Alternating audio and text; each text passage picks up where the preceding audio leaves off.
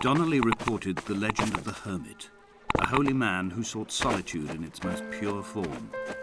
Allegedly, he rode here from the mainland in a boat without a bottom, so all the creatures of the sea could rise at night to converse with him. How disappointed he must have been with their chatter. Perhaps now, when all that haunts the ocean is the rubbish dumped from the tankers, he'd find more peace. They say he threw his arms wide in a valley on the south side, and the cliff opened up to provide him shelter. They say he died of fever 116 years later. The shepherds left gifts for him at the mouth of the cave, but Donnelly records they never claimed to have seen him. I have visited the cave and I have left my gifts, but like them, I appear to be an unworthy subject of his solitude.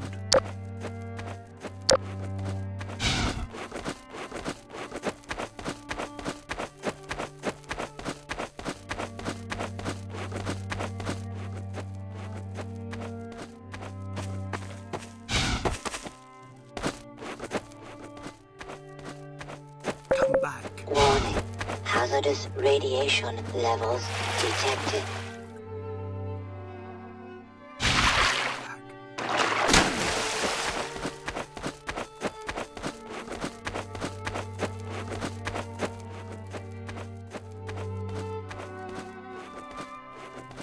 Dear Esther, I found myself to be as featureless as this ocean, as shallow and unoccupied as this bay, a listless wreck without a My rocks are these bones, and a careful fence to keep the precipice at bay. Shot through me caves, my forehead a mount. This aerial will transmit into me so. All overexposed, the nervous system, where Donnelly's boots and yours and mine still trample. I will carry a torch for you. I will leave it at the foot of my headstone. You will need it for the tunnels that carry me under.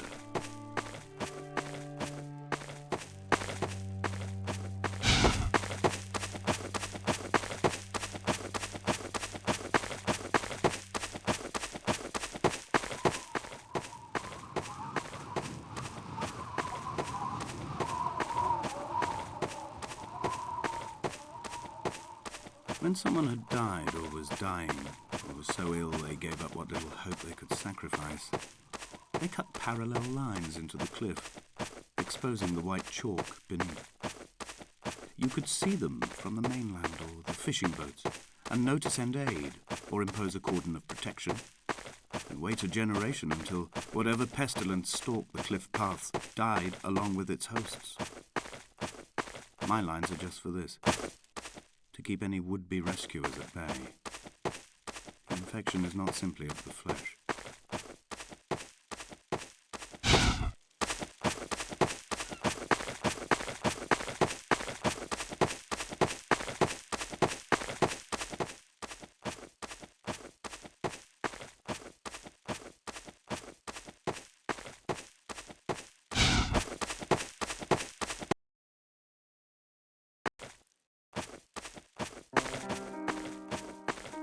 Dear Esther, I have now driven the stretch of the M5 between Exeter and Bristol over 21 times.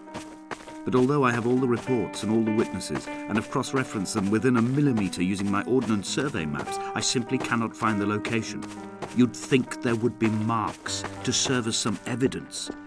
It's somewhere between the turn-off for Sanford and the welcome brake services, but although I can always see it in my rear-view mirror, I have as yet been unable to pull ashore.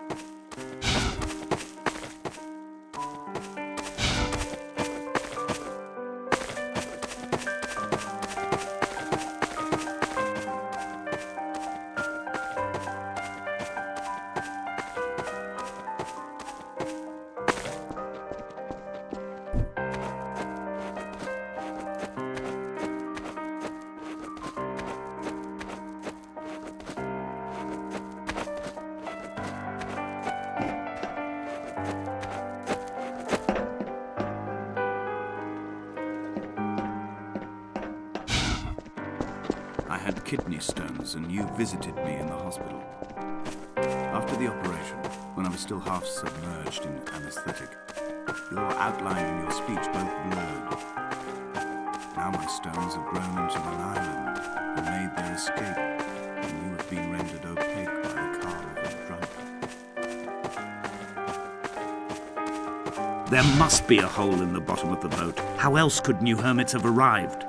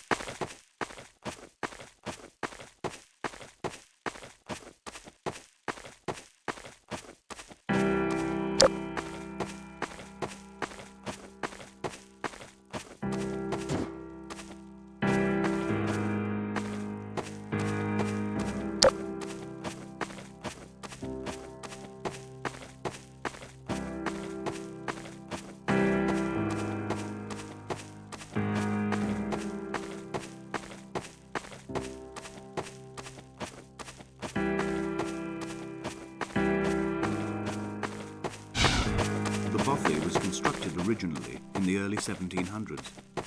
By then, shepherding had formalized into a career. The first habitual shepherd was a man called Jakobsen, from a lineage of migratory Scandinavians. He was not considered a man of breeding by the mainlanders. He came here every summer whilst building the Bothy, hoping eventually that becoming a man of property would secure him a wife and a lineage. Donnelly records that it did not work.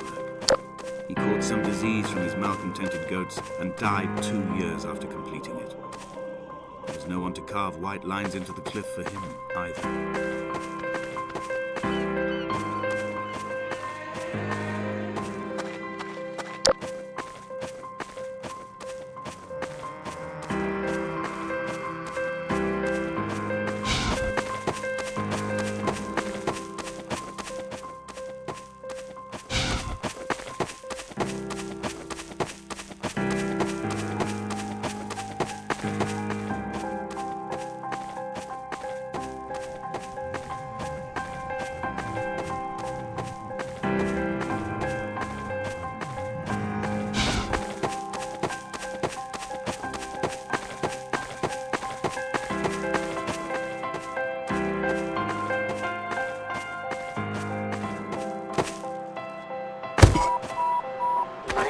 Fracture detected.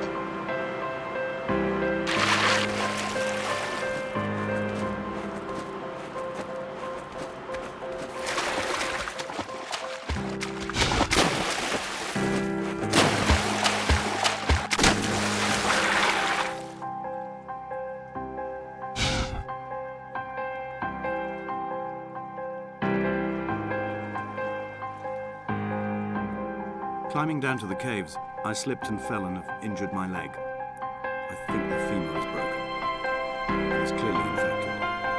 The skin has turned a bright, tight pink, and the pain is crashing in on waves, winter tides against my shore, drowning out the depth of my stones. I struggled back to the Bothy to rest, but it has become clear that there is only one way this is likely to end. The medical supplies I looted from the trawler have suddenly found their purpose. They will keep me lucid for my final ascent.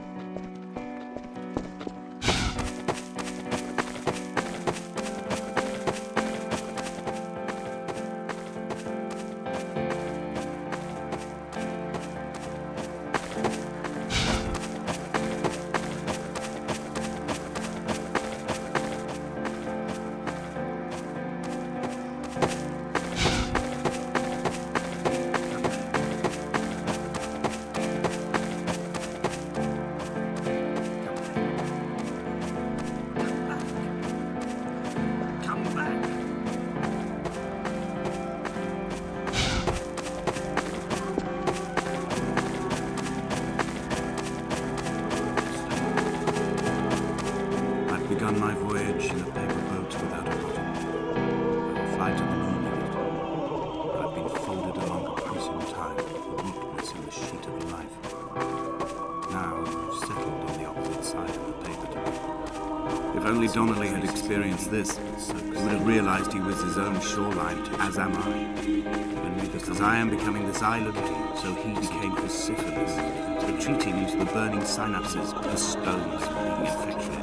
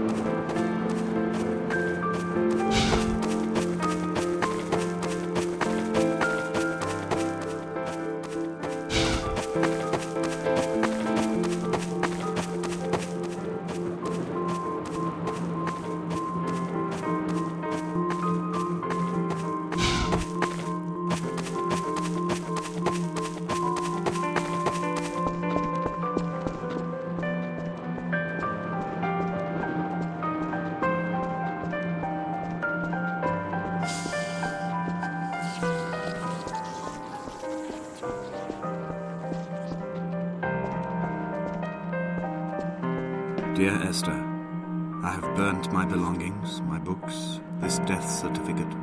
Mine will be written all across this island. Who was Jacobson? Who remembers him? Donnelly has written of him, but who was Donnelly? Who remembers him? I have painted, carved, hewn, scored into this space all that I could draw from him. There will be another to these shores to remember me. Rise from the ocean like an island without bottom, come together like a stone, become an aerial, a beacon, that they will not forget you. We have always been drawn here. One day the gulls will return and nest in our bones and our history. I will look to my left and see Esther Donnelly flying beside me. I will look to my right and see Paul Jacobson flying beside me. They will leave white lines carved into the air to reach the mainland, where help will be sent.